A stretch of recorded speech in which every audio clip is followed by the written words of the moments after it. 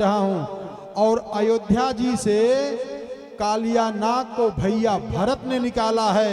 ये दोनों में अंतर है। वहां भगवान स्वयं निकाले हैं, वहां भरत भैया निकाले हैं। और भरत भैया जब कालिया नाग को निकाल करके बाहर फेंका है, राम का राज्याभिषेक हो गया। और हमारे आपके जीवन में कालिया नाग बैठा है।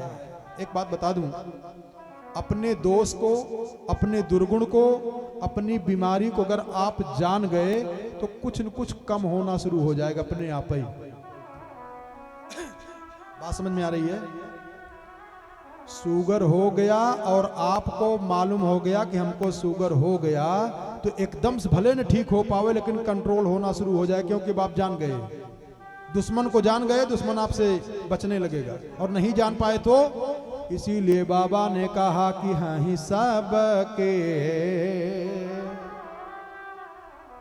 शुगर, बीपी, ब्लड प्रेशर, सबको, जितने लोग बैठे सारी बीमारियां सबको है। लेकिन जो कंट्रोल किया हुआ है वो स्वस्थ है। जिसका कंट्रोलिंग बिगड़ गया, सब भटक गया मामला। ऐसे ही कालिया नाग हमारे आपके जीवन में छिप करके जमुना जी की काली दह में छिपा हुआ है। जमुना मैया के प्रार्थना पर भगवान ने लीला किया और गेंद खेलने के बहाने जब गेंद को मारा है काली दह में, भगवान कदम्ब के वृक्ष से नीचे जब छलांग लगाए हैं, तो भगवान जब गए हैं कालिया नाग के पास, तो सो रहा है। उसकी हजारों पत्नियां हैं। ध्यान देना, वो कालिया नाग 101 फण है। कौन फण गिन रहा था? एक कथा है, और हम जब बताएंगे तो आप भी मान जाएंगे कहाँ 101 फण है। ऐसा कोई नाग देखे हो, ऐसा कोई सर्प देखो 101 फण हो? कौन गिना उसको?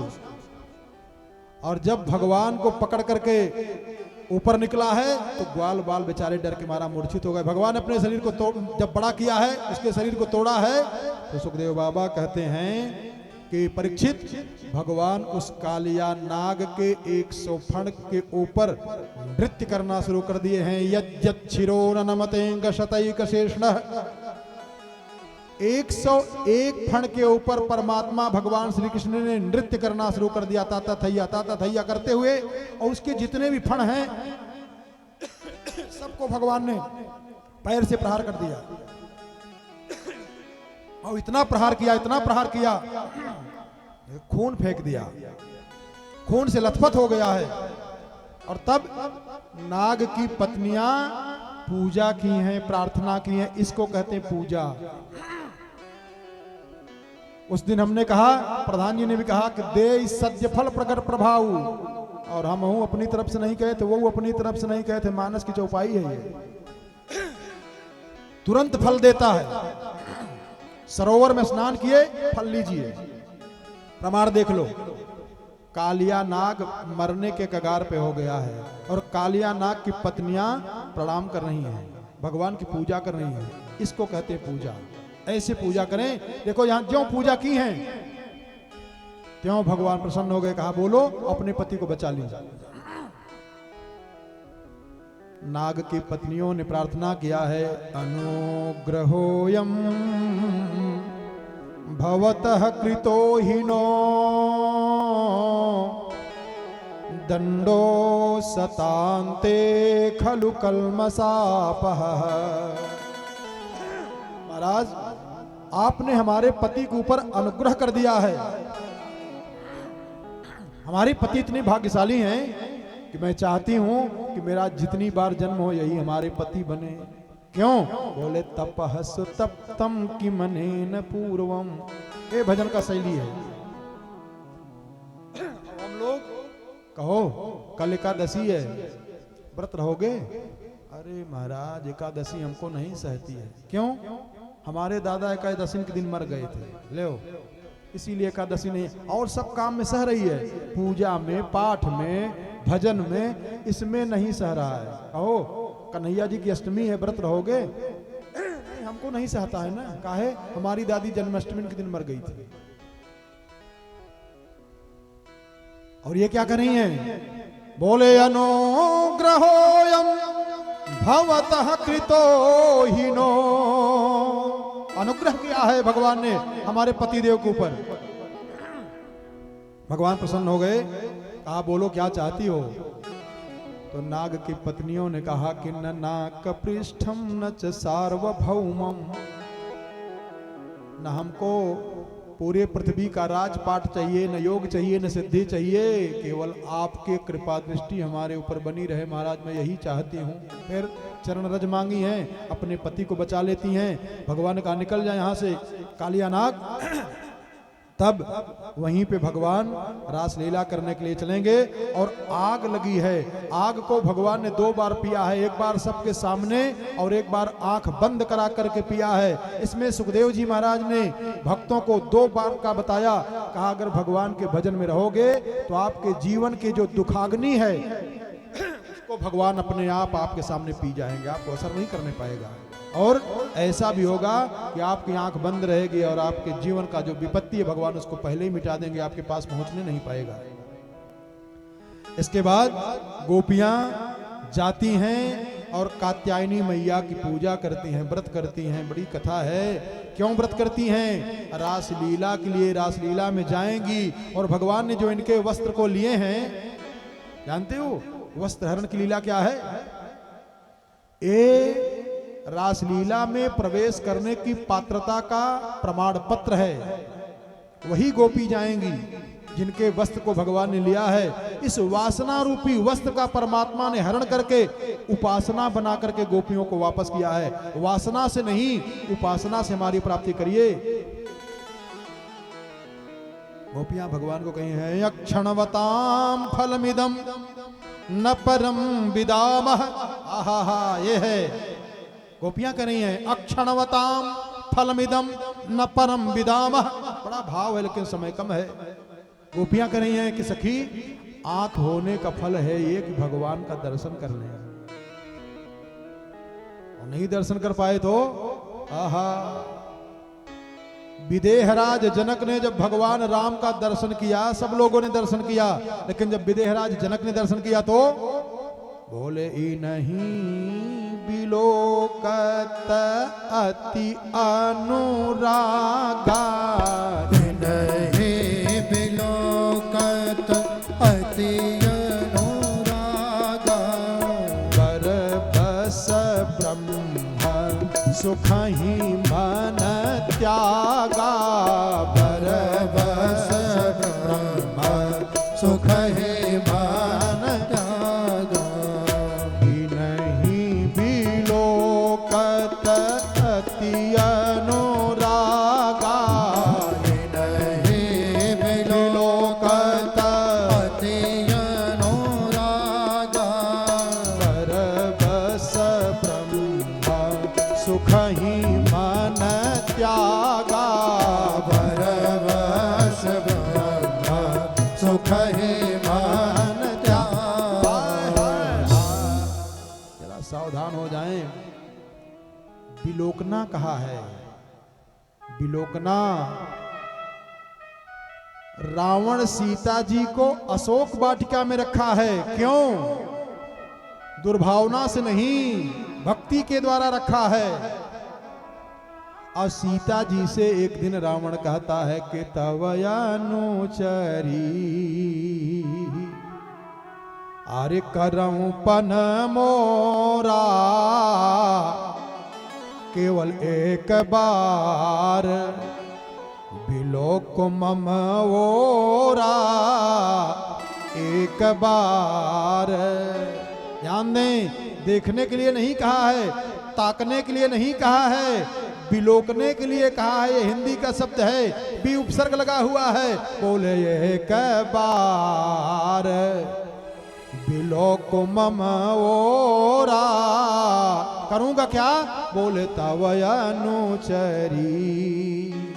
रावण की भक्ति परक दृष्टि देखिए, भक्ति परक दृष्टि देखिए रावण की। यहां अभी तक द्वेष परक दृष्टि देखते थे रावण की, जरा अब भक्ति परक देखिए। क्या कहा? एक बार।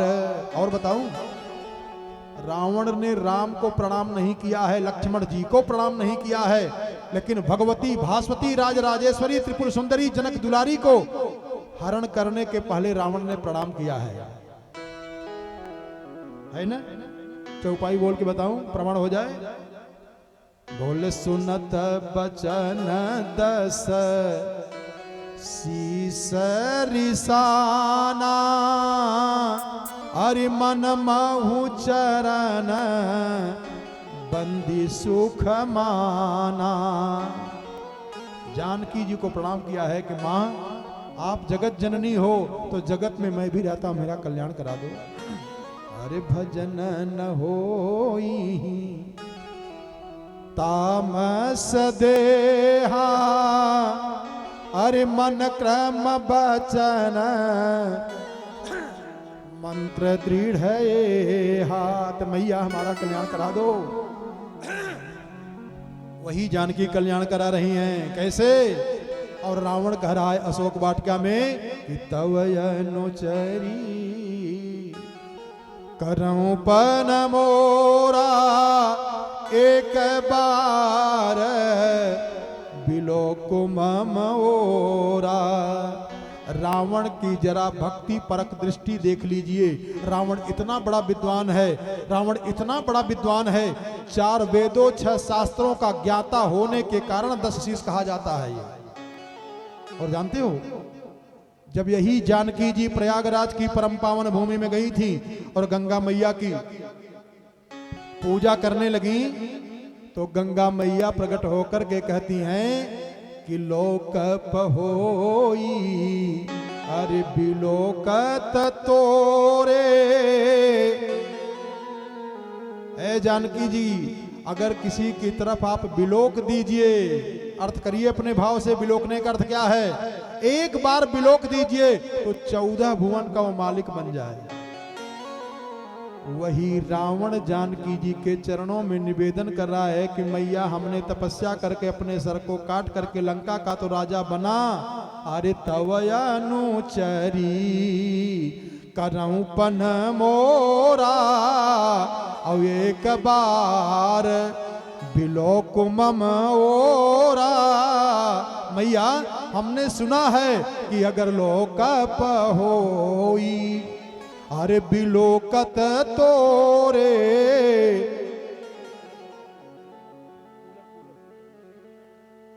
कहा एक बार अगर बिलोक दो तो 14 भुवन का मालिक बन जाता है। और यहां अरे इन्हीं बिलोकत यति अनुरागा, इन्हीं बिलोकत यति अनुरागा, इन्हीं बिलोकत अति अनुरागा, नहीं बिलोकत अति अनुरागा।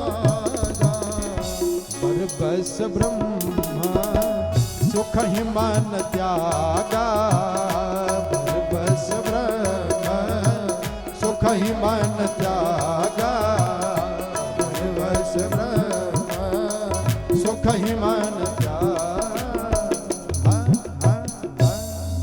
इसके बाद गोपियों को भगवान ने प्रमाण पत्र दिया। सुखदेव जी को जो संशय रहा कथा से मिटाए, यज्ञ पत्नियों के ऊपर भगवान ने कृपा किया, जो भगवान की भक्ति है उस भक्ति का मार्ग बताए। इसके बाद सुखदेव जी कहते हैं परीक्षित, भगवान ने इंद्र के यज्ञ को रुकवा करके पूजा की विधि बताए। कथाओं में बताते हैं कि भगवान ने इंद्र की पूजा बंद करा दिया, बंद नहीं कराए, पूजा की विधि बताए, पूजा करना कैसे चाहिए। इंद्र की पूजा बंद नहीं कराए हैं। भगवान ने नंद बाबा से कहा, बाबा पहले कुल देवता की पूजा करनी चाहिए। हम सबके कुल देवता भगवान राम हैं, और इनकी बिना पूजा की अगर आप सोचे दूसरे की पूजा कर लें तो ठीक नहीं माना जाता है। ऐसे ही हर परिवार के, हर गोत्र के अलग अलग कुल देवता होते हैं। किनके कुल देवता कौन हैं? तो भगवान ने नंद बाबा से कहा कि बाबा पहले कुल देवता की पूजा करनी चाहिए। तो नंद बाबा ने कहा कि हमारे लाला हमारे कुल के देवता कौन हैं? तो भगवान ने कहा न नः पुरो जनपदा न ग्रामा न गृहा वयम नित्यं वनौकसस्तात् वनशैल निवासिनः। इसलिए हम सबके कुल देवता हैं गोवर्धन। गोवर्धन की पूजा कराए तो गोवर्धन की पूजा में भगवान ने आरती कराया। और एक बात जाने, 16 प्रकार से पूजन कराए हैं। समय कम है इसलिए एक लाइन केवल फर्ज अदा करने के लिए कह दे रहा हूं, कथा ज्यादा कहना समय कम हो गया है। कहा बोले तेरे सब संकट मिट जाएं। ये आपकी प्रेरणा के लिए बोल रहा हूं, आपके हृदय में प्रेरणा भी भर दे रहा हूं। ब्रज वाले गाते हैं ना इसको, बोले तेरे सब संकट कट जाएं, अरे मिट जाएं। एक काम कर लो, कहा क्या, तू पूजा कर गोवर्धन की।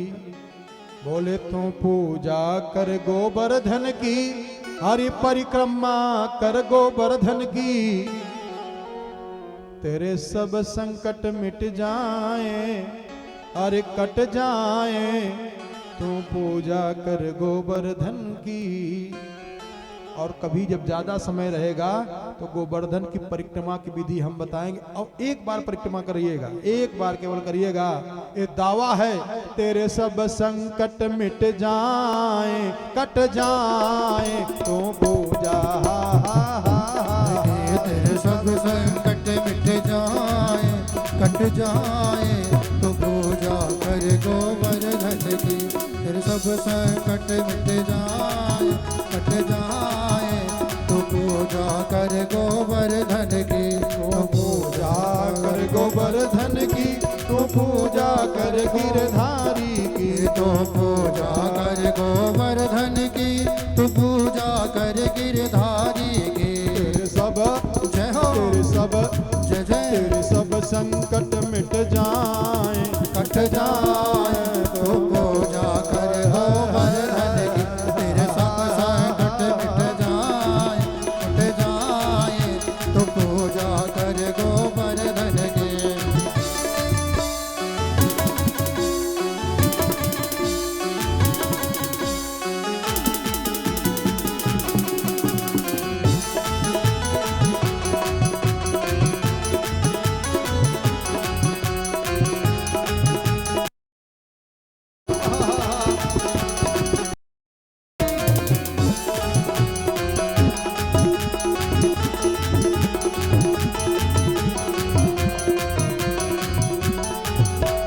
सब मिल प्रणाम पहले कीजे।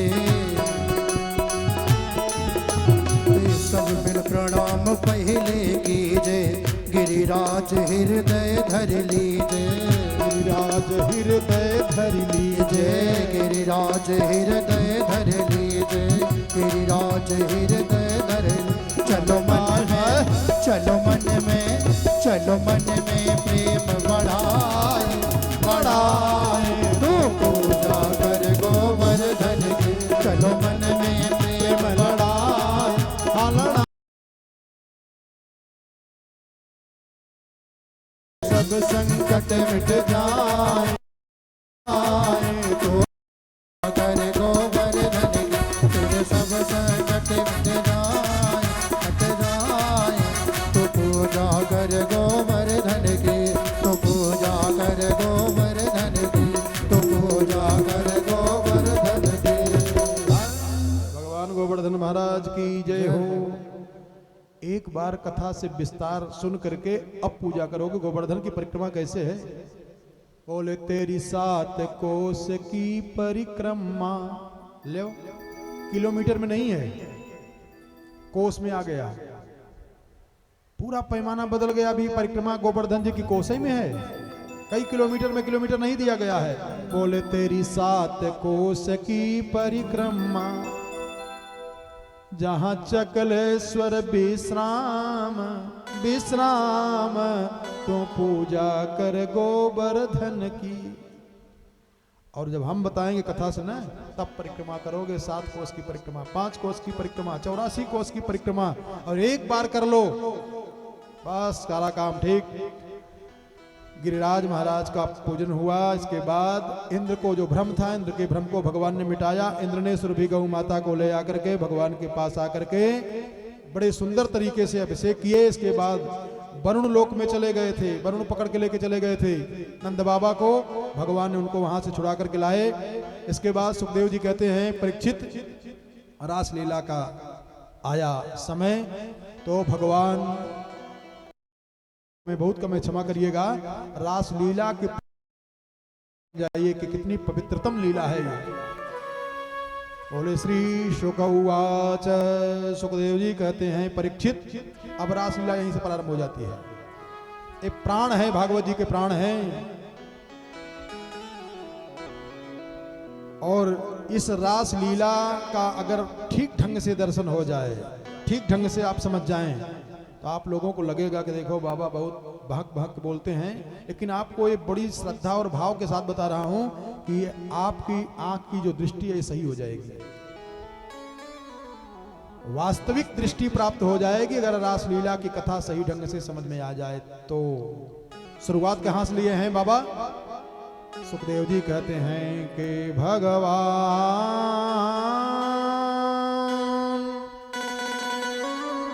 पहला कारण जिस शब्द का शुरुआत ही भगवान से किया जा रहा है कितना मंगलमय होगा। जैसे कोई जल से भरा हुआ पात्र अकारण किसी यात्री को रास्ता में मिल जाए तो शुभ सूचक हो जाता है। किसी ने जान के नहीं रखा है, आप रास्ता से निकले, घर से जा रहे हैं और कोई भरी बल्टी लेकर के सामने मिल गया, अरे तो काम सिद्ध ही है जानो। और इस परम पावन पवित्रतम लीला की शुरुआत आचार्य प्रवर ब्रह्मविद वरिष्ठ के मुखारविंद से भगवान शब्द से हो रही है। भगवान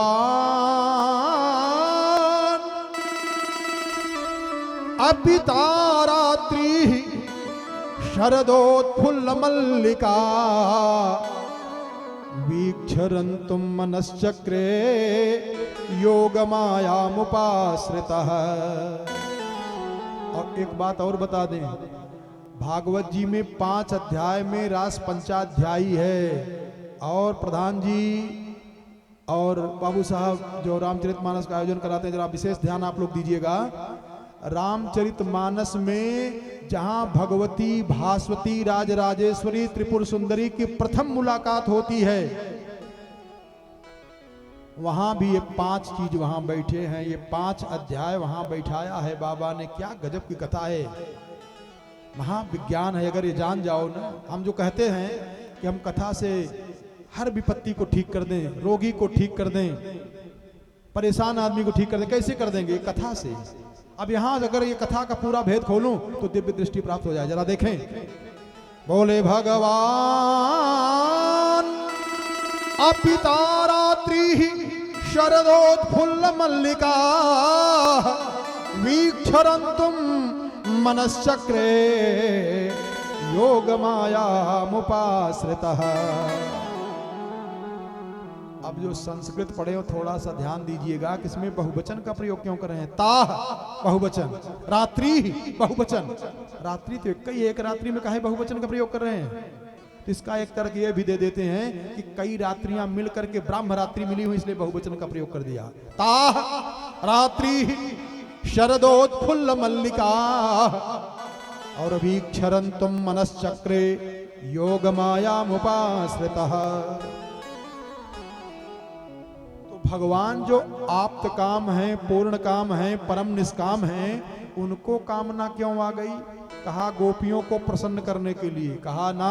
ध्यान दीजिएगा, संस्कृत का जो श्लोक है, संस्कृत का जो व्याकरण है, देववाणी है, ये तो पाई पाई पकड़ा देती है। ध्यान देना, जब आत्मने पद का प्रयोग किया जाता है, जब क्रिया का फल कर्ता को मिले, बात समझ में आ रही है? जब कोई कर्म करे कर्ता और उसका फल सीधा कर्ता को मिले, तो उस श्लोक में आत्मने पद का प्रयोग किया जाता है। और जब क्रिया का फल किसी दूसरे को मिले तो परस्मय पद का प्रयोग कर दिया जाता है। बात समझ में आ रही है? जैसे हमको भूख लगी है और हम भोजन करने बैठे हैं, कि भोजन करने का जो फल है ये हमारे लिए होना चाहिए, और किसी को खुश करने के लिए हम भोजन कर रहे हैं, भूख नहीं है और आपके यहाँ आए, महाराज जी थोड़ी सी ले लीजिए, थोड़ी सी, तो अब आप नाराज न हो जाएं इसलिए थोड़ा सा भोजन कर लेना है। तो यहाँ भगवान जब आप्त काम है, पूर्ण काम है, परम निष्काम है, तो इनको कोई कामना है नहीं, तो ये रासलीला में गोपियों को क्यों बुला रहे हैं? क्या कारण हो सकता है इसका? तो कहा गोपियों को प्रसन्न करने के लिए बुलाते होंगे, लेकिन यहाँ आत्मने पद का प्रयोग किए हैं। मनश्चक्रे, और मनश्चक्रिय कर देते तब गोपियों के लिए हो जाता कि गोपियों को खुश करने के लिए भगवान कर रहे हैं, लेकिन नहीं, मनश्चक्रे आत्मने पद का प्रयोग कर दिया गया है। बोले भगवान अपिता रात्रि शरदोत्फुल्ल मल्लिका। जरा और उल्टा देखें, अद्भुत देखें, रात में पुष्प खिलते नहीं हैं, लेकिन उस शरद ऋतु के रात्रि में पुष्प खिल रहे हैं। शरदोत्फुल्ल मल्लिका वीक्षरन तुम मनश्चक्रे। देखो मनश्चक्रे, मनश्चक्रे आत्मने पद, और मनश्चक्रिय परस्मय पद हो जाता, तब गोपियों को खुश करने के लिए रासलीला करते, लेकिन यहां नहीं, मनश्चक्रे अपने लिए कर रहे हैं। क्यों? कारण क्या है? कठिन होगा ना। अब संस्कृत का व्याकरण बोले कुछ समझ में आवे, कुछ न आवे, लेकिन बाबा ने धीरे से उतार दिया, मानस में ले जल्दी से समझ लो। रास पंचाध्यायी भागवत जी का जो रास पंचाध्यायी है, किस अक्षर से प्रारंभ हुआ है? भ अक्षर से। समझ में आ रहा है कि नहीं? आप लोग मस्त श्रोता हो, समझ में हमको भी आ जाता, कहाँ समझ रहे हैं। और कई जगह तो ऐसा होता है ना, जैसे हरिद्वार का पत्थर स्टैचू बना के रख दे, हम खुद ही घबरा जाते हैं कि भगवान समझ रहे हैं कि सो रहे हैं कि बैठे हैं, क्या करें, कैसे समझाएं। श्रोता जरा चैतन्य रहता है तो मजा आता है, कहने में भी आ जाता है। रास पंचाध्यायी का प्रारंभ श्री सुखदेव जी महाराज भ अक्षर से कहते हैं। भगवान,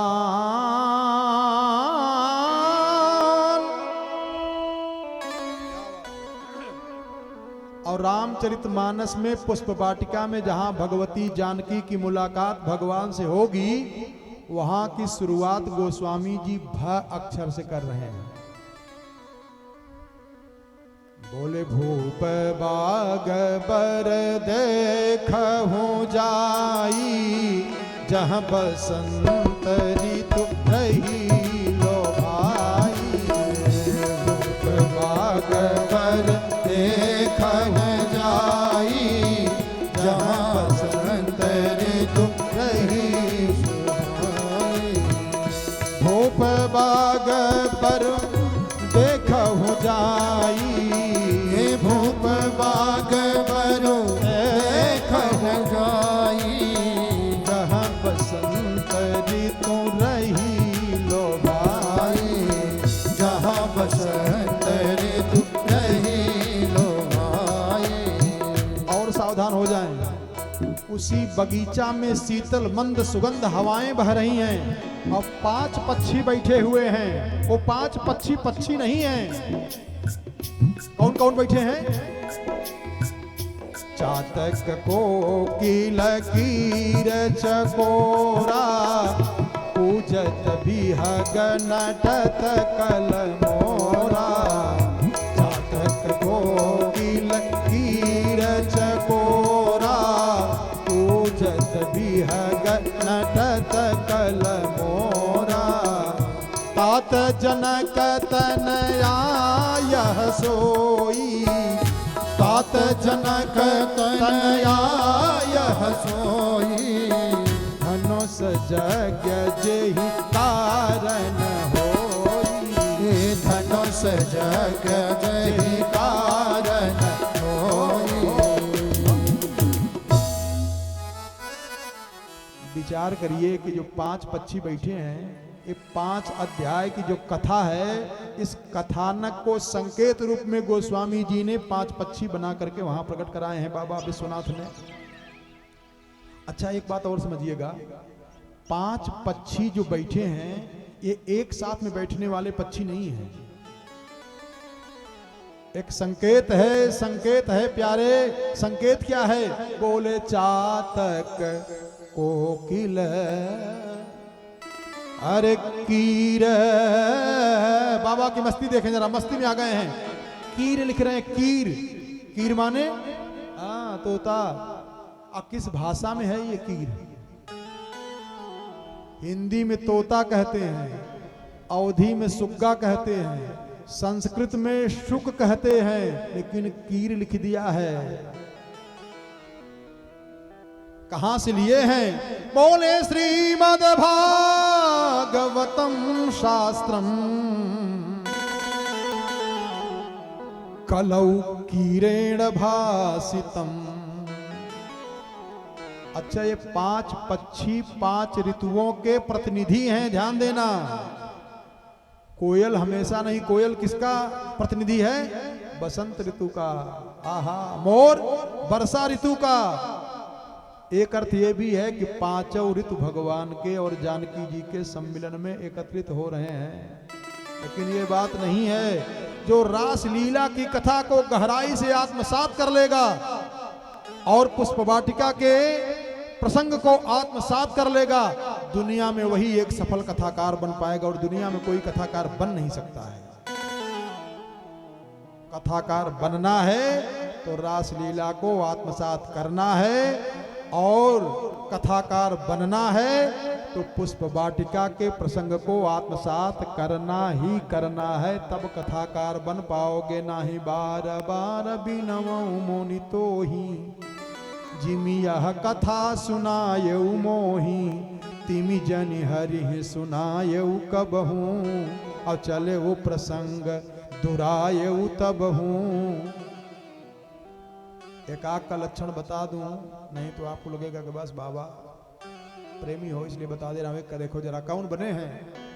बोले चातक कोकिल। अच्छा, इसलिए बता रहा हूं कि रासलीला को यहीं प्रणामों करूंगा, आगे बढ़ूंगा, समय कम है ना। बोले चातक कोकिल कीर चकोरा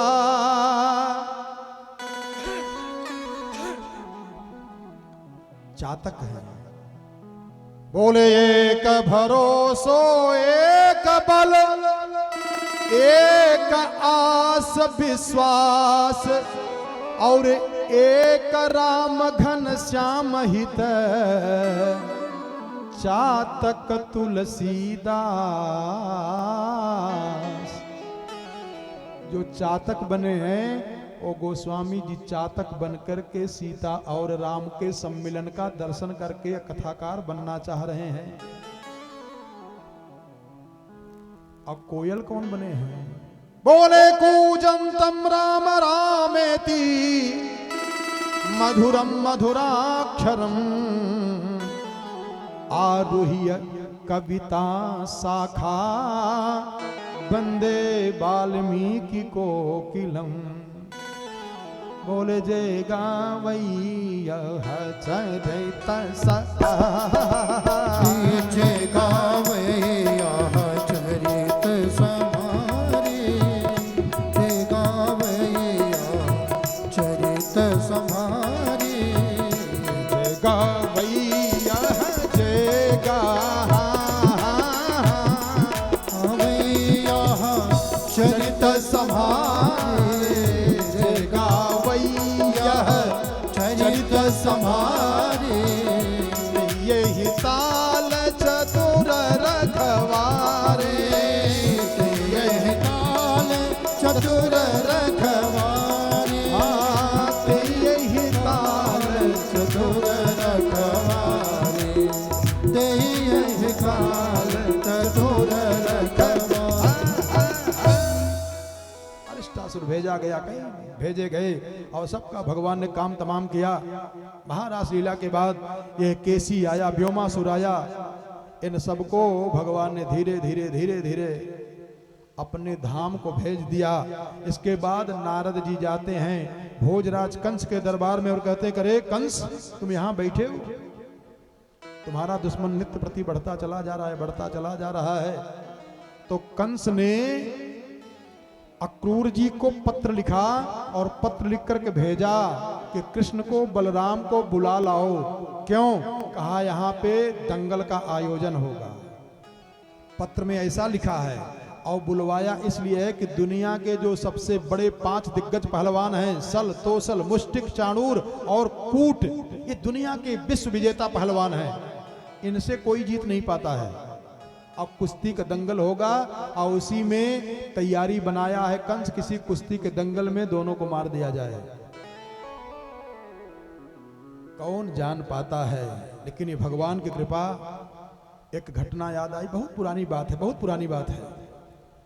इसीलिए देश काल परिस्थिति समझ करके तब कोई काम करना चाहिए। एक पंडित जी जा रहे थे चौबंदी लगा करके बनारस से पढ़ करके, और स्टेशन पे उतरे तो सोचे कि कुछ फल उल लेकर के महू खा पी लूं, और फल वाले से फल ले लिया, और जब जेबा में हाथ डाले तो इधर से डाले तो उधर से हथवा निकल गया। कौनो जब कतरा साफ कर दिया, अरे कहा राम राम राम। फल वाले से कहे भैया ये फल अपना वापस ले लीजिए। कहा काहे? कहा हमारा कोई साफ कर दिया। तो फल वाला बेचारा दयालु था, कहा महाराज कुछ फल तो ले ही लीजिए। ले लिए। अब पंडित जी सोचे क्या करूं, तो गए। अब इतना ध्यान नहीं दे पाए, पढ़े लिखे तो खूब थे, लेकिन देश काल परिस्थिति पर ध्यान नहीं दे पाए, और एक बड़े मूढ़ों के गांव में घुस गए। और जब वहां गए, बहुत पुरानी बात है, बहुत पुरानी बात है, तो एक पंडित जी का घर दिखाई दिया बढ़िया। तो सोचे गए। अब पंडित जी बैठे, पुरोहित जी गांव के पुरोहित थे। भाई पंडित जी पहुंचे काशी वाले। कहा पंडित जी प्यास लगी है, पानी पीना चाहता हूं। तो कहा हम तुमको पानी पिलाने वाला दिख रहा हूं, आप बिगड़ गए। तो पंडित जी ने सोचा कि काशी जी का महिमा बताऊं तो हो सकता है कुछ इनको दया आ जाए। तो कहा हम काशी से आ रहे हैं। तो पुरोहित जी ने कहा कि कलकत्ता से आइए, हमसे क्या मतलब है, चाहे काशी से आइए चाहे कलकत्ता से आइए। तो कहा महाराज ब्राह्मणों ब्राह्मणः गति, आपो पंडित हैं, महू पंडित हैं, आपको हमारी मदद करना चाहिए। तो कहा कोई आदमी मिल जाए तो पानी पिलवा दें। तो जो काशी से पढ़ के आए तो हाथ जोड़ के कहे कि थोड़ी देर के लिए आप ही आदमी बन जाइए, पानी पिला दीजिए। तो जब पानी उन्हें पिलाए तो कहा कि पंडित जी अपने गांव में भागवत करा लेते तो बड़ा मजा आ जाता। देखो मूढ़ों के यहाँ कह रहे हैं, जबरदस्ती कहने पे नहीं सुनाना चाहिए, लेकिन अब ये कहे और जरा दशा देखिए। पंडित का भागवत, भागवत क्या है? अरे कहा जब सुनोगे तो मजा आ जाएगा। अरे कहा नहीं ये सब हम काम नहीं करते हैं, हमारा जो चल रहा है वो चलने दो। कहा अरे नहीं भाई सुने। गए।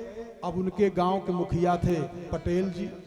अरे विशाल काय शरीर, खाए पिए मोटे तगड़े, पत्थर पलेटे। पटेल जी एक पंडित जी आए हैं बनारस से और भागवत करना चाहते हैं। अरे कहा हटाओ भागवत समझ गया ना भागवत। तब तक पटेल जी का नतीवा रोने लगा जोर जोर, बाबा भागवत दिखाओ भागवत दिखाओ। वो सोचा कोई सर्कस वर्कस है दिखाएंगे भागवत वाला, अब कोई जादूगरी करेंगे। अब वो जब रोने लगा तो पटेल जी ने कहा ए पंडित जाओ, पंडित से कह दो जल्दी से आओ, भागवत दिखाओ अपना। अब पंडित जी गए तो सोचे स्नान करके पूजा पाठ कर लूं। तब कहा अरे दिखाओ जल्दी, बच्चा रो रहा है। अब पत्थर की जिस शिला पे पटेल जी सोए थे उसी पे पंडित जी बैठे, और तब पोथी वोथी खोलने लगे तो जो दर्शक थे सोचे अब इसी में से कुछ निकलेगा कुछ निकलेगा। अब बेचारे हाथ जोड़े, अब तब तक पटेल जी उसी पत्थरवई पे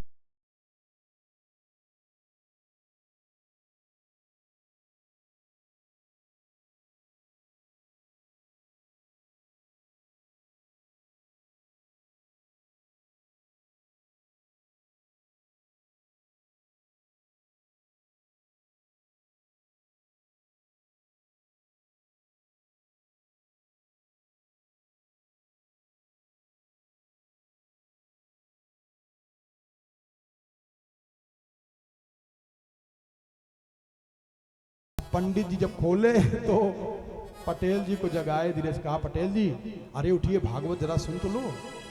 अब पटेल जी को भी गुस्सा आया, उठे और खींच के एक हाथ मारे पंडित जी, नींद खराब कर दिए। अब पंडितों जी से नहीं रहा गया, वो वाउंड देखे न था, वो घुमा के मारे एक हाथ जो। और जो गांव वाले कहे जय हो भागवत महारानी। देखो भागवत शुरू हो गई। अब पूरा गांव देख रहा है, गुत्थम गुत्थी मार धमाधम वो। और पहले जो दाना रखने के लिए गड्ढा नहीं बनाते थे, उसी गड्ढवा में दोनों लड़ते लड़ते अंदर चले गए। पटेल जी की पत्नी आई, कहीं हे भागवत महारानी हमारे सुहाग की रक्षा करिए। जो हुआ सो हुआ। सीढ़ी से बड़े मुश्किल से निकल करके आए तो गांव के लोग, वाह पटेल जी क्या कमाल कर दिया भाई, भागवत आपने संभाल लिया। सबके बस की बात है। ध्यान देना, हमारा कहने का जो मुख्य भाव है, कंस अक्रूर जी को भेज रहा है। किनको मरवाने के लिए? कृष्ण को, बलराम को। अक्रूर जी पत्र लेकर के आए हैं, और जब पत्र लेकर के अक्रूर जी आए तो गोपियों ने बड़ा उलाहना दिया है। भगवान उस पत्र को स्वीकार करके बलराम जी के साथ, अक्रूर जी के साथ जाते हैं और यमुना जी की ब्रह्महृद में स्नान जब करते हैं तो अक्रूर जी को नारायण का दर्शन हो जाता है। और जब वहां जाते हैं, मथुरापुरी में प्रवेश करते हैं, तो जितने भी मथुरा के निवासी हैं सब प्रसन्न हो जाते हैं, स्त्रियां प्रसन्न हो जाती हैं। और बलराम और कृष्ण भगवान आगे जब बढ़ते हैं तो धोबी मिला। धोबी को एक हाथ मारे गट्ठर को लिए, और बड़ा कपड़ा हुआ, सब नाप से ज्यादा हो गया, दर्जी ने काट करके ठीक किया। और जब आगे बढ़ते हैं तो त्रिकुब्जा मिलती है, जो 3 जगह से टेढ़ी मेढ़ी है। उस त्रिकुब्जा को देख करके भगवान ने पूछा कि सुंदरी आप कौन हो? तो भगवान के मस्तक में त्रिकुब्जा ने तिलक लगा दिया। तो भगवान ने उसके पैर को पैर से दबा करके, हाथ से छू करके स्पर्श किया, परम सुंदरी हो जाती है। और इसके बाद जो धनुष रखा हो गया है, उस धनुष को देखने के लिए भगवान जाते हैं। और इधर त्रिकुब्जा जो चंदन बनाई है, उसके हाथ का चंदन भोजराज कंस को अच्छा लगता है। त्रिकुब्जा ने बुद्धिमानी क्या किया? बोले मद भावितम भोजपते रति प्रियम विनाम युवाम कौन्यत मस्त दरहती। मेरी इच्छा है नाथ, ये चंदन मैं आपको लगा दूं। भगवान ने चंदन लगवाया। सुदामा नाम के माली के यहाँ जाकर के माला पहने, और जो धनुष है, उस धनुष का भगवान ने खेल खेल में ही खंडन कर दिया। मिथिला में धनुष है, मथुरा में धनुष है, और दोनों धनुष का खंडन भगवान ही करते हैं। मिथिला के राजा चाहते हैं कि भगवान धनुष को तोड़ दें, और मथुरा का राजा चाहता है हमारे धनुष के पास कोई आने न पावे। और यही वृत्ति हम लोगों के अंदर है। मिथिला के राजा की वृत्ति आ जाए, भगवान से संबंध बन जाए, भगवती से संबंध बन जाए, और मथुरा के राजा से संबंध बना हुआ है, इसलिए दुर्गति के साथ भगवान के धाम जाना पड़ता है। धनुष दोनों जगह है, धनुष का दोनों खंडन करेंगे भगवान ही। लेकिन मिथिला नरेश निवेदन कर रहे हैं, और मथुरा नरेश ने सुरक्षा कर्मी रख दिए हैं। भगवान ने धनुष का खंडन किया, अंदर प्रवेश किए। कुबलिया पीठ हाथी है, 60,000 हाथी की ताकत है। भगवान ने खेल खेल में उसका भी उद्धार किए। और उसके बाद जब और आगे बढ़ते हैं तो महावत, हाथी, और जो 5 पहलवान हैं, सल, तोसल, मुष्टिक, चाणूर और कूट, इन 5 को बलराम और कृष्ण भगवान ने खेल खेल में इनका उद्धार करा दिया। अपने माता पिता के पास जा करके 36 हाथ ऊपर मंच है कंस का, और भगवान ने हवा में छलांग लगा करके अपने मामा कंस के बाल को पकड़े। कंस डर के मारा मंच से नीचे कूदा, और भगवानों को अपना धीरे से वजन बढ़ाए। कंस का गोविंदाय नमो नमः। कंस गया। कंस की 2 पत्नियां हैं परीक्षित। कौन कौन? अस्ति ही प्राप्तिश्च कंसस्य। अस्ति और प्राप्ति, ये अपने पिता मगध नरेश के पास जाती हैं, जरासंध के पास। जरासंध 23 अक्षौहिणी सेना एकत्रित करता है और मथुरापुरी पर आक्रमण कर देता है। और 23 अक्षौहिणी सेना लेकर के जब जरासंध जाता है, ये कथा क्या है, इसका वास्तविक अर्थ जब जानेंगे तो वृद्धावस्था से छुटकारा की ये कथा बताएगी। जरा माने होता है बुढ़ापा। 23 अक्षौहिणी सेना लेकर के आक्रमण करता है, और जब बलराम भैया वध करने लगते हैं तो जब जरासंध को पकड़ते हैं तो भगवान श्री कृष्ण जाकर के कान में धीरे से कहते हैं कि भैया इसको छोड़ दीजिए। क्यों? तो धीरे से कान में कहते हैं जब इसको छोड़ दोगे ये दुष्ट राजाओं को फिर एकत्रित करके लाएगा, यहीं बैठे बैठे काम हो जाएगा।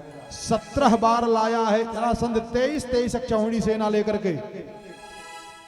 और 18वीं बार काल यवन आया, और जब काल यवन 3 करोड़ मलेच्छ सेना लेकर के आया है, देवर्षि नारद को प्रणाम किया। देवर्षि नारद ने आशीर्वाद दिया। काल यवन ने देवर्षि नारद से कहा, महाराज हमने सुना है कि आप बाल ब्रह्मचारी। कहा ठीक सुने हो। तो कहा 2 हाथ हमसे लड़ाई कर लो। तो नारद जी ने कहा ये गलत सुने हो। कहा क्या? कहा हम लड़ाई करते नहीं हैं, हम लड़ाई कराते हैं। तो कहा ठीक है आप लड़ाई करा दीजिए। तो नारद जी ने पता बताया। कहा मथुरापुरी में चले जाइएगा और जिसके कारे घोंघरवारे बार, घुघराले घुघराले बाल हैं, पीतांबर पहने हुए हैं, लंबी लंबी भुजाएं हैं, उन्हीं के पास बेटा जाओ, लड़ाई से तेरा मन भर जाएगा। 3 करोड़ मलेच्छ सेना लेकर के काल यवन आक्रमण करता है और 23 अक्षौहिणी सेना लेकर के जरासंध चलता है। तो भगवान ने विश्वकर्मा को बुला करके समुद्र के अंदर 48 कोस में द्वारिकापुरी बनवा दिए और उसी में रहने लगे। बोल द्वारिकाधीश भगवान की जय हो। और ध्यान देना, प्रवर्षण पर्वत पर गए थे, प्रवर्षण पर्वत से कूदे थे द्वारिकापुरी में, प्रवर्षण पर्वत पर आग लगवा दिया था जरासंध। तो जरासंध के मन में आया कि कृष्ण और बलराम चले गए, जल गए, और भगवान उसी द्वारिकापुरी में रह रहे हैं। सुखदेव जी महाराज ने राजा परीक्षित से कहा कि परीक्षित, आनर्त देश के राजा थे रेवत, रेवत की लड़की का नाम है रेवती। तो रेवत ने ब्रह्मा जी से पूछा कि मेरी बिटिया इतनी सुंदर है, उसके योग्य वर कहाँ हैं? तो ब्रह्मा जी ने कहा कि जो नंद बाबा के बड़े पुत्र जिनको मानते हैं बलराम, उन्हीं बलराम के साथ विवाह कर दीजिए। अब जरा और सावधान हो जाए, बहुत सावधान हो जाइएगा। कहा कि रेवत को ब्रह्मा जी ने बताया कि अपनी बिटिया का विवाह आप बलराम जी के साथ कर दीजिए। कर दिए। और दूसरा विवाह सुखदेव जी ने कहा कि परीक्षित, भगवान का विवाह हुआ। भगवान अपि गोविंद उपयेम गुरुद्वः वैदर्भीं भीष्मक सुताम श्रियोन्मात्रां स्वयंवरे। भगवान का विवाह विदर्भ नरेश राजा भीष्मक की बिटिया रुक्मिणी जी के साथ में हुआ। देखो, कथा गलत कहने से, गलत सुनने से उसका फल गलत हो जाता है। ध्यान दीजिएगा। एक छोटा सा प्रसंग बता दूं, एक छोटा सा प्रसंग बताऊं। भगवान राम, लक्ष्मण, हनुमान, जानकी, भरत, शत्रुघ्न जा रहे थे। तो हनुमान जी की माता अंजनी को प्रणाम करने के लिए सब जा रहे थे। और जब हनुमान जी का समाचार पाई हैं मैया अंजनी, तो अंजनी को गुस्सा आ गया। कहा अब हनुमान जी के प्रणाम को मैं स्वीकार नहीं करूंगी। क्यों मैया? अरे कहा इसने मेरा दूध पिया है, एक बूंद दूध गिराई है, पर्वत चकनाचूर हो गया। कहा इस दुग्ध का पान मैंने कराया और ये रावण से लड़ने के लिए भगवान को परेशान करा दिया हनुमान। ध्यान देना। तो हनुमान जी ने मैया को पकड़ लिया। कहा मैया क्यों आप ऐसा कह रही हो? तो हनुमान जी ने धीरे से बताया। कहा जो रावण सीता जी को लेके गया था वो असली सीता थी? कहा कौन सीता थी? कहा नकली सीता थी। कहा कैसे? तो कहा माया मृगम दैत्येप्सित मन्वधावत। जवन सोने का हिरन था उसको तो भगवानों जान रहे थे कि नकली हिरन है। नकली हिरन, नकली सीता, नकली लड़ाई, उसमें हम काहे इतनी मेहनत करते? ध्यान से समझें, जरा और सावधान हो जाएं। कथा कहने का शैली नकली, सुनने का शैली नकली, तो प्रभाव उसका नकली होगा कि नहीं होगा? आज थोड़ा सा बता रहा हूं, जरा देखिए, आप सुनिएगा। तो कथा कहने वाले ज्यादा करके वक्ता लोग कहते हैं कि रुक्मिणी जी ने पत्र लिख करके भगवान से विवाह किया, उसको कहते हैं प्रेम विवाह है। और आजकल लोग जो लव मैरिज कर लेते हैं ना, महाराज भगवान का पहला वाला जैसे विवाह हुआ था ना, याद है आपको? हाँ हाँ, वैसे हमने भी किया है। भगवान लव मैरिज किए थे। इसीलिए कहा है कि कथा को कथा बना करके सुना जाए तो उसका फल मिलता है। और सावधान हो जाएं, अवधवासी और सावधान हो जाएं। जब भगवान को मनाने के लिए भरत भैया गए थे चित्रकूट, तो चित्रकूट में भगवान राम ने भरत जी के लिए कहा कि उरयानत तुम सन कुटिलाई और जाई लोक पर लोक नसाई। भरत जी के विषय में जो उल्टा सोच लेगा, मन में केवल दुर्भावना आ जाए भरत के लिए, उसका जाई लोक पर लोक नसाई। और आजकल अगर ढंग से कथा नहीं सुने, कहा भगवान के साथ में रुक्मिणी जी का विवाह हुआ था पत्र से। विलंब तो हो रहा है, लेकिन एक बात बता दूं, एक सेठ जी के यहाँ कथा हो रही थी, बड़े आदमी, अब कथा हुई, अब बड़े प्रेम से सब कथा सुन रहे थे। तो सेठ से महाराज जी ने पूछा कि कहो सेठ कथवा सुने। अरे कहा महाराज आनंद आ गया। कहा कैसे? कहा हमको एक प्रसंग बड़ा बढ़िया लगता है। कहा क्या? कहा जो दुर्योधन ने धर्मराज से कहा कि सुई की नोक के बराबर जमीन नहीं दूंगा बिना युद्धेन केशव। महात्मा जी जान गए कि दक्षिणा का लेना देना है नहीं करेगा, तभी बता रहा है, वही प्रसंग हमको अच्छा लग रहा है। तो कहा सेठ जी अपने परिवार वालों से भी जरा पूछ लीजिएगा कि कथा ने क्या अर्थ किया है। अपनी पत्नी के पास गए सेठ जी, कहा कहो कथा सुनी? अरे कहा महाराज जी ने तुम्हारे जीवन में चमत्कार कर दिए। कहा कैसे? कहा हम तो सोचते थे कि एक ही पति परमेश्वर होता है, द्रौपदी जी ने तो 5-5 पति बनाई है। कहा भगवान सत्यानाश हो गया, ये कथा हो रही है, व्यथा हो गई। कहा सेठ और पता करिएगा। और जब अपने लड़के से पूछे क्यों बेटा कथा सुने? अरे कहा अब तो जीवन जीने के कुंजी महाराज जी ने बता दिया। कहा क्या? कहा वीर भोग्या वसुंधरा, अलाउद्दीन खिलजी को मार करके जलालुद्दीन को मार करके अलाउद्दीन राजा बन गए। वीर भोग्या वसुंधरा। अब सेठ डरने लगे कि रतिया में कब रेत दे वीर भोग्या वसुंधरा कर डाले। जरा कथा देखिएगा। जब राजा परीक्षित को सुखदेव जी ने कहा कि आनरताधिपति ही श्रीमान रईवतो रेवतीम सुताम ब्राह्मणा चोढ़ितो प्रादात बलायेति पुरोदितम। बलराम जी का विवाह रेवत देश के राजा रेवत की बिटिया रेवती से हुआ। और भगवान अपि गोविंद उपये में कुरुद्वः। भगवान द्वारिकाधीश का प्रथम विवाह विदर्भ नरेश की बिटिया रुक्मिणी जी के साथ में हुआ। तो सुखदेव जी के सामने राजा परीक्षित ने बोल दिया। बलराम के विवाह में नहीं प्रश्न किए, भगवान के विवाह में प्रश्न कर दिए। देखो यहां लिखा है राजोवाच। राजा परीक्षित ने कहा कि भगवान भीष्मक सुताम रुक्मिणी रुचिरानना राक्षसेन विधानेन उपयेम इति श्रुतम। हमने सुना है कि भगवान का प्रथम विवाह राक्षसी विधि से हुआ है। तो जब राक्षसी विधि से हुआ होता तो बोलने की जरूरत क्या थी? तब सुखदेव जी ने कहा कि नहीं गलत सुने हो, अब सुनो हम कथा सुना रहे हैं। 8 प्रकार से विवाह की पद्धति है। उत्तमोत्तम विवाह की पद्धति वो है जो लड़की के योग्य वर घर ढूंढ करके लड़की के माता पिता करें। वेद ब्राह्मण आचार्य अग्नि देवता देवियां मंडप गवाह में बैठे, गवाही हो, वो विवाह ब्रह्म विवाह कहा जाता है। जब लड़की का कन्यादान होता है तो लड़की 7 वचन कहती है। इसीलिए अपनी धर्मपत्नी के साथ कभी भी छल कपट नहीं करना चाहिए, कभी भूल करके नहीं करना चाहिए। 7 गवाही होती है। पूरे दुनिया के देश में केवल 2 गवाही पे सजा हो जाती है, लेकिन परमात्मा के दरबार में 7 गवाही होती है। जानते हो जब कन्यादान होने लगता है तो धान का लावा परछा जाता है। क्यों?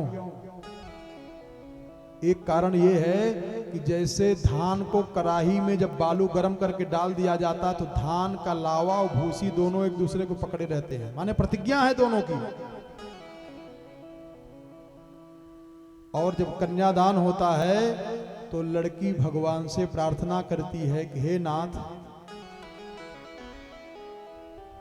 हे गणेश जी, आज मैं अपने माता पिता के उत्तम कुल खानदान को छोड़ करके बर पक्ष में जा रही हूं। अगर ये हमारे साथ कोई छल कपट करें तो इसकी जिम्मेदारी आपकी होगी। अरे पहली भावरिया मनाऊं गणेश जी के, मोरी यज्ञ पूरनी होई हो। पहली भावरिया मनाऊं गणेश जी के, मोरी यज्ञ पूरन हो। जौबर हमसे कपट छल करी हम, जौबर हमसे कपट छल करी है। ओ सहाई हमार हो, ओ सहाई हमार हो। दूसरी भंवरिया मनाऊं राम कृष्ण जी के, दूसरी भंवरिया मनाऊं राम कृष्ण जी के, मोरी यज्ञ पूरन होई हो। जौबर हमसे कपट छल करी है, ओ सहाय हमार हो। तीसरी भंवरिया मनाऊं तीनों देवता के, तीसरी भंवरिया मनाऊं तीनों देवता के, मोरी यज्ञ पूरन होई। जौबर हमसे कपट छल करी है, ओ सहाय हमार हो।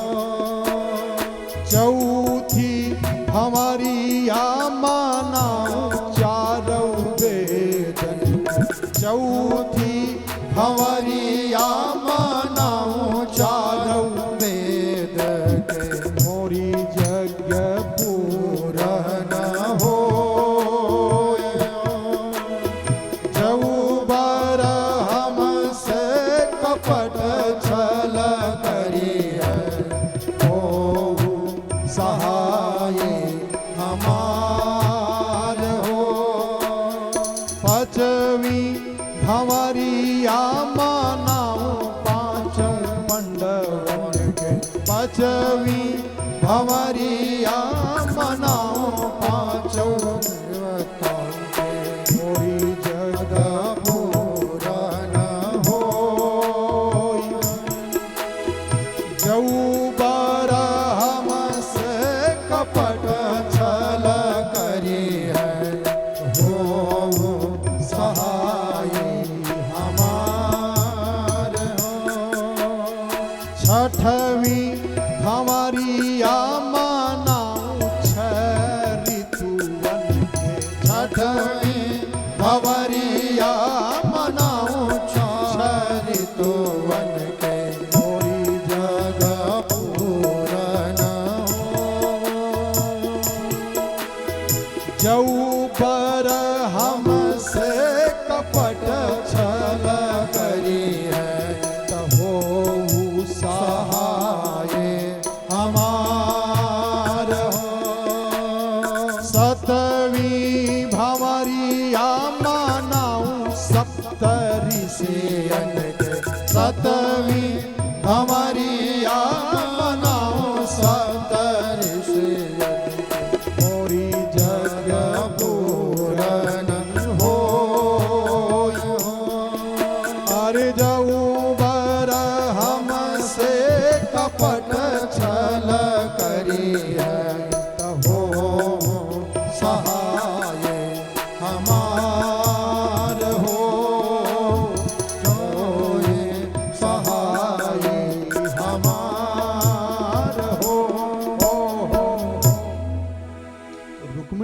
राक्षसी विधि से विवाह करेंगी? कौन अपनी गवाही बिगाड़ेगा? तो रुक्मिणी जी ने लव मैरिज नहीं किया है। ध्यान देना, प्रेम अलग है, प्यार अलग है, आसक्ति अलग है। जैसे अंग्रेजी में नीम की अंग्रेजी नीम ही होती है। जो शब्द उनके पास नहीं है तो उसी शब्द को वो भी बोल दिए। बात समझ में आ रही है? प्रेम की अंग्रेजी लव नहीं है, ये गलत है। प्यार की अंग्रेजी लव है, LOVE। प्रेम कोई अलग है। पोथी पढ़ी पढ़ी जगमुआ, अरे पंडित भया न कोय, ढाई आखर प्रेम का पढ़े जो पंडित हो। आजकल बिना कथा सुनने का दुष्परिणाम इतना समाज में फैल रहा है कि जगह जगह पेपर में निकलता है कि प्रेमिका के विरह में प्रेमी ने दिया जान, जय सिया राम। मर गए, प्रेम के चक्कर में मर गए। प्रेम से भगवान मिल जाते हैं और एक प्रेमी प्रेमिका ट्रेन के नीचे कट के मर जा रहे हैं। ये प्रेम है? ये आसक्ति है। इसी को आसक्ति कहा जाता है, इसी को प्यार कहा जाता है, इसी को आसक्ति कहा जाता है। लेकिन बुद्धि कमजोर हो गई है। मंदाहा सुमंद मतयो मंद भाग्या उपद्रुताहा। कलयुग के दुष्प्रभाव से लोगों की विचार शक्ति कमजोर हो गई है, लोगों का सोचने की क्रिया कमजोर हो गई है, लोगों की बुद्धि कमजोर हो गई है। आसक्ति को, प्यार को प्रेम बनाए बैठे हैं, गलती को बखान बनाए बैठे हैं। पहले कोई कत्ल कर देता था तो समाज में उसका बड़ा अपमान किया जाता था। और आज अरे महाराज फलाना जानते हैं 3 कत्ल किया हुआ है। अरे अरे आई आई आई ले, ये दशा चल रही है। प्यार को आसक्ति बना दिए, प्यार को प्रेम बना दिए, आसक्ति को प्रेम बना दिए। प्रेम है क्या? जरा एक आसक्ति का एक लाइन सुनाऊंगा, ज्यादा नहीं सुनाऊंगा। और रुक्मिणी जी पत्र लिख करके भेज रही हैं। सुपनखा गई थी भगवान से संबंध बनाने के लिए, लेकिन प्रेम नहीं जानती थी, नाक कान कटा करके आई। और कलयुग की एक प्रेमिका एक प्रेमी को पत्र लिख रही है। देखो ये आसक्ति है। और कहते प्रेमी प्रेमिका है, ये प्रेमी प्रेमिका है, ये प्रेमी प्रेमिका नहीं है। वास्तव में प्रेम जानती हैं रुक्मिणी जी। अब कहने में हमको शर्मो लग रही, लेकिन क्या बताएं, सुना ही दूं। एक प्यार करने वाली आसक्ति से डूबी हुई, दुर्गुण से भरी हुई, अब आजकल के समय में उसको प्रेमिका कहते हैं, चिट्ठी लिख रही है। आय हाय हाय, क्या बात है। लिखती है वो कि मेरा खत पढ़ के हैरत है सबको। आसक्ति देखे जरा। मेरा खत पढ़ के हैरत है सबको, प्यार में हमने क्या लिख दिया है। मेरा खत पढ़ के हैरत है सबको, मेरा खत पढ़ के हैरत है सबको, प्यार में हमने क्या लिख दिया है। मेरा खत पढ़ के हैरत है सबको, प्यार में हमने क्या लिख दिया है। प्यार में हमने क्या लिख दिया है। जिसको लिखना था जालिम सितमगर, जिसको लिखना था जालिम सितमगर, उसको जाने वफा लिख दिया है। मेरा खत पढ़ के हैरत है सबको, प्यार में हमने क्या लिख दिया है। प्यार में हमने क्या लिख दिया है। जिसको लिखना था जालिम सितमगर, जिसको लिखना था जालिम सितमगर, उसको जाने दिया है। जिसका खत पढ़ के हैरत है सबको, खत पढ़ के हैरत है सबको, प्यार में हमने क्या लिख दिया है। मेरा खत पढ़ के हैरत है सबको।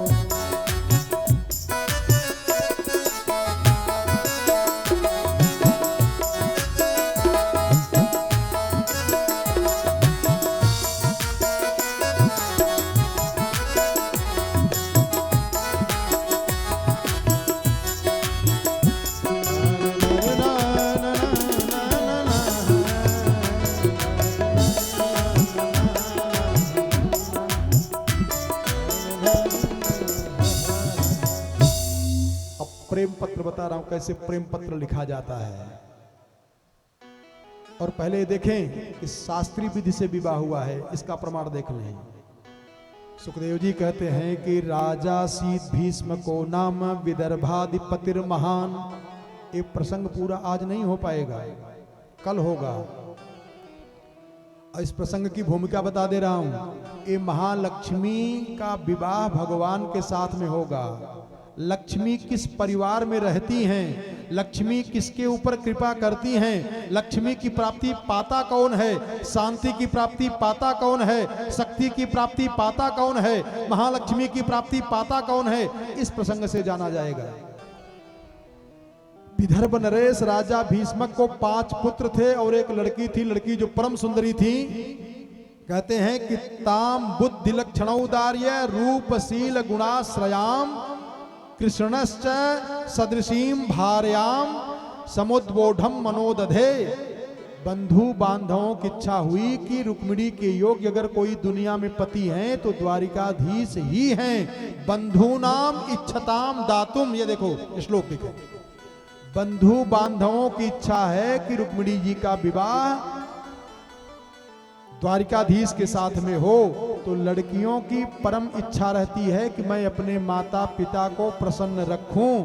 तो रुक्मिणी जी के मन में जब ये आया कि हमारे माता पिता भाई बंधुओं की इच्छा है कि हमारा विवाह द्वारिकाधीश के साथ में हो, तो जो रुक्मिणी जी का बड़ा भाई है रुक्मी, वो अपने निजी स्वार्थ को सिद्ध करने के चक्कर में अपनी बहन रुक्मिणी का विवाह जबरदस्ती शिशुपाल के साथ में कराना चाह रहा है। क्यों?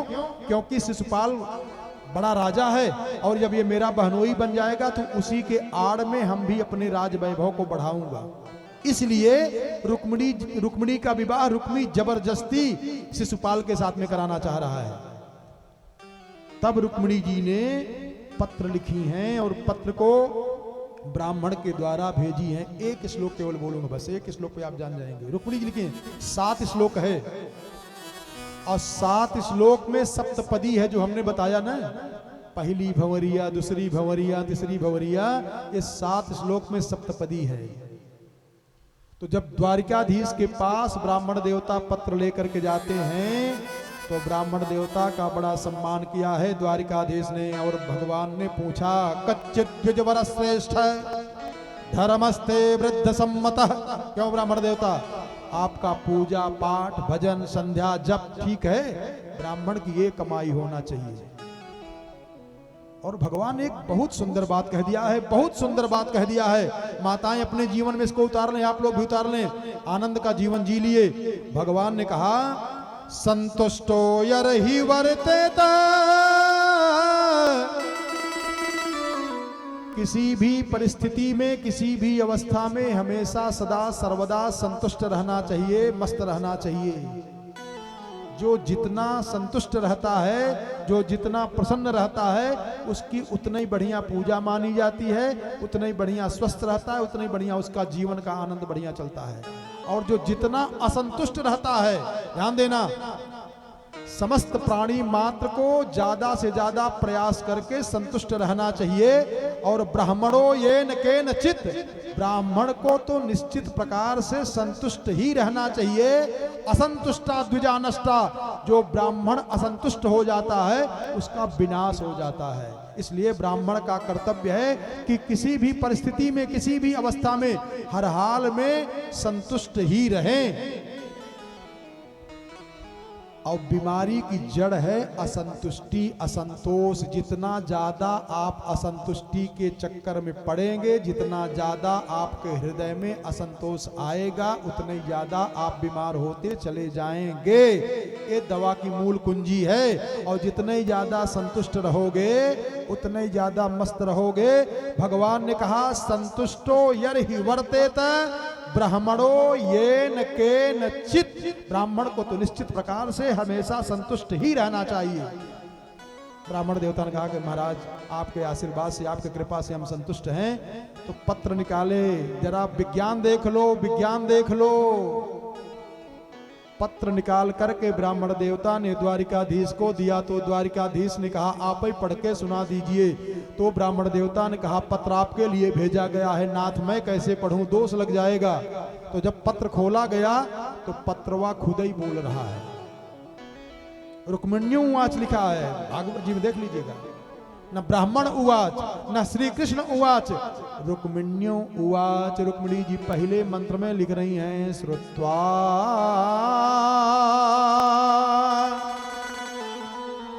गुणान भुवन सुंदर शृण्वतान्ते निर्विश्य कर्ण विवरैर्हरतोऽङ्गतापम् रूपम दृशां दृशिमतामखिलार्थलाभम् त्वय्यच्युता विसतु चित्तम पत्रपम में। पहला भाव श्रुत्वा, समय कम है इसलिए जल्दी से मूल बात बता दें। रुक्मिणी जी ने लिखा कि श्रुत्वा गुणान भुवन सुंदर शृण्वतान्ते, और जगहों पर इसका अर्थ ये बताएंगे कि हे नाथ, मैं आपके गुणानुवाद को अपने कर्णपुटों से सुनी हूं, और जब से सुनी हूं तभी से हमारा मन आप में लग गया है। निर्विश्य कर्ण विवरैर्हरतोऽङ्गतापम् रूपम दृशां दृशिमता मखिलार्थ लाभम त्वय्यच्युता विसतु चित्तम पत्रपम में। और साधारण अर्थ बताऊं और नीचे उतर करके, माने रुक्मिणी जी कह रही कि अगर कभी आपको गुस्सा भी लग गया बोल देंगे तो हम जवाब नहीं देंगे। श्रुत्वा, सुनने वाली हूं मैं। अब तीसरा भाव ध्यान दें, तीसरा भाव ध्यान दें, मुख्य भाव। भगवान राम जब गए हैं सबरी मैया के पास, तो सबरी मैया ने भगवान से पूछा है कि अधमा से अधमा, अरे अधमयति नारी अतिन्हमा हूं मैं, मति मंद गंवारी। तो भगवान ने एक बड़ी बात कह दिया है, क्या? बोले कह रघुपति सुनो, अरे भामिनी बाता अमानहु एक भगति करनाता अमानहु एक। भगवान ने सबरी से कहा कि मां, हमारी 9 प्रकार की भक्ति है, 9धा भक्ति है। श्रवणम कीर्तनम विष्णु स्मरणम पाद सेवनम अर्चनम दास्यम सख्यम आत्मनिवेदनम इति पुंसार्पिता विष्णु भक्तिश्चे नवलक्षणाः क्रियते भगवत्यद्धा तन्मन्ये धीतिमुत्तम। ये 9 प्रकार की भक्ति है। पहली भक्ति क्या है? श्रवणम। श्रवणम सर्वधर्मेभ्यो वरम मन्ये तपोधना। तो रुक्मिणी मैया इतनी कथा सुनती हैं कि भगवान के वादा को याद करा रही हैं कि आपने सबरी मैया से वादा किया है कि कह रघुपति सुनु भामिनी बाता मानऊ एक भगति करनाता। जो पहली भक्ति करता है मैं उससे रिश्तेदारी बना लेता हूँ, संबंध बना लेता हूँ। तो वही रुक्मिणी जी कह रही हैं कि श्रुत्वा गुणान भुवन सुंदर शृण्वतान्ते निर्विश्य कर्ण विवरैर हरतोऽङ्गतापम रूपम दृशाम दृशिमतामखिलार्थ लाभम त्वय्यच्युता विसतु चित्तम पत्रपम में। मैं पहली भक्ति करती हूँ महाराज, इसलिए हमसे संबंध बना लीजिए। बोलिए द्वारिकाधीश भगवान की जय। तो पहले दिन भगवान पति जी को साक्षी मान करके विवाह किए हैं, और रुक्मिणी मैया को विदुषी ब्राह्मणियां लिवा करके जाती हैं पूजा करने के लिए। और चलिए हम लोग पूजा करने के लिए चले रुक्मिणी माता के साथ में। और विवाह कल जब द्वारिकापुरी में हुआ तो वैसे हम लोग भी मनाएंगे। रुक्मिणी मैया को विदुषी ब्राह्मणियां लिवा करके जा रही मंदिर में पूजा कराने के लिए। अरे कहा चल हो सखी पूजियाई। रुक्मिणी जी ने कहा था कि हमारे यहाँ की परंपरा है, जब लड़की का विवाह होता है तो पहले पार्वती के मंदिर में पूजा करने के लिए जाती है। अब इसी के बाद आरती हो जाएगी, पंडित जी आ जाइएगा। अरे कहा चल हो सखी पूजियाई अरे गौरी दरबार चल हो सखी पूज आई। गौरी दरबार हो चला हो सखी पूज आई। गौरी दरबार हो चला हो सखी पूज आई। गौरी दरबार हो चला हो सखी पूज आई। गौरी दरबार होगी मैया दरबार में। गौरी दरबार होगी मैया दरबार में। चला हो सखी